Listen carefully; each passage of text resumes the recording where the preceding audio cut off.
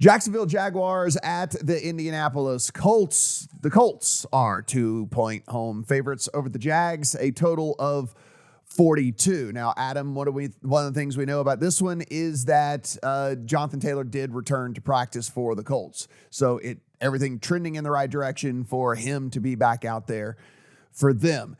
This is an interesting handicap for me because I do wonder how much psychology is going into the number in this, because I think everybody from a power rating standpoint last week had the Jags higher than the Colts. The Jags burn everybody last week. They knock everybody out of Survivor. They lose all your teaser legs. They lose your money line parlays, like every single way you had the Jags. And here we find them as 2-point dogs to a Colts team that literally had to kick 4 field goals. It was one of the worst games, obviously, we've all ever seen. We don't have to relive that. So I don't know. I had this. I thought the Jags would be a 1-point favorite, and but they're 2-point underdogs in this. So I have a pretty decent lean towards the Jags because I'm not going to completely wipe them off, everything that I've seen so far this season because of one bad game. But what say you?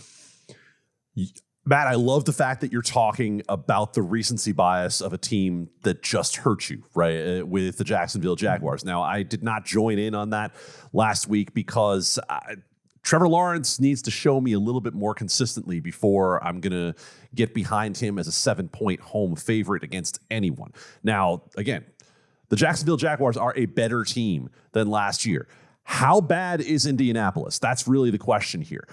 The quarterback of Indianapolis, and we talked about this in the offseason, well, we're just going to keep replacing one veteran quarterback with another, right? We're just going to keep throwing in another Phillip Rivers type at the helm of Indianapolis, Carson Wentz, et cetera, et cetera.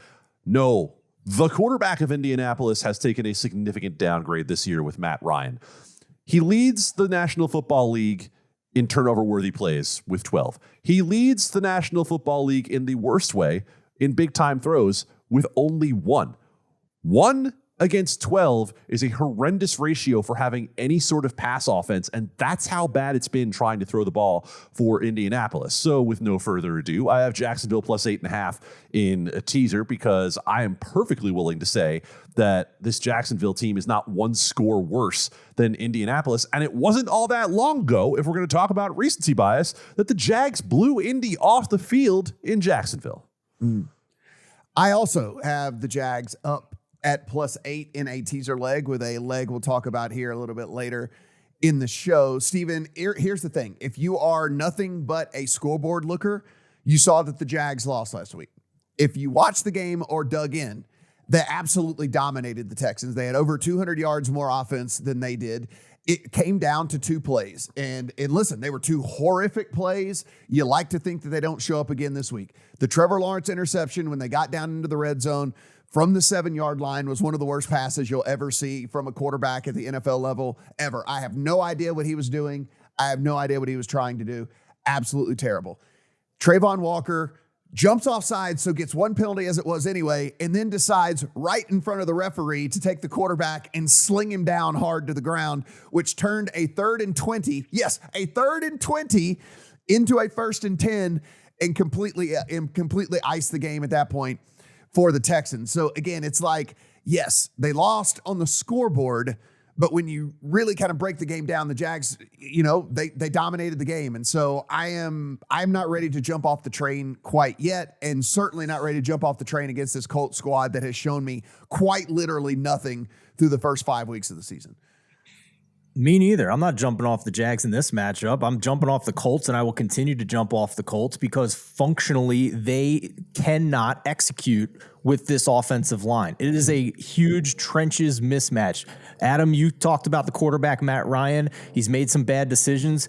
At least some of that is because he's got no time whatsoever. The Indy offensive line is awful to begin with. Now their center, Ryan Kelly, has a hip injury. Not sure if he's going to play or how effective he can be. With an offensive line that was already 31st in pass block win rate, 28th in run block win rate, you could put Walter frickin' Payton behind that offensive line. He's not going to run all that effectively. I don't care if Jonathan Taylor's back there. And the Jags front seven is pretty darn good. Second in pass rush win rate, sixth in run stop win rate. Yes, the Colts didn't have Michael Pittman and they didn't have Alex Pierce in the first matchup here, and that's significant. And I think that's part of the reason why you see them holding here as a small favorite at home. But I'm not sure Matt Ryan's going to have any time to operate here. So as long as Trevor Lawrence can cut down on the mistakes, they should be able to compete again in this one. The Colts defense does rank above average overall in EPA and success rate, but it's thanks to its rushing defense. The liability they have on defense is what we all thought coming into the season. They are 27th in drop back success rate. So despite a negative CPOE for Trevor Lawrence, he is 14th and 6th among quarterbacks in EPA and success rate. So I look at that and I think Doug Peterson's working his magic, right? This to me feels like a similar situation with Kyle Shanahan and Jimmy Garoppolo, where he's putting him in a situation and scheming up open receivers and making it, as our senior writer Mo Nawara describes it, easy mode when you're playing Madden. Just hit the button, deliver it to your first read, and get some yardage. So I think mismatch in the trenches here for the Colts offense is going to be difficult again for them to move the ball. I tease the Jags up as well to +8, and I'm also going to include them in a small money line underdog parlay with another team that we're going to talk about a little bit later here. Family game this week, family bet here on the pod, so we'll see how that all plays out.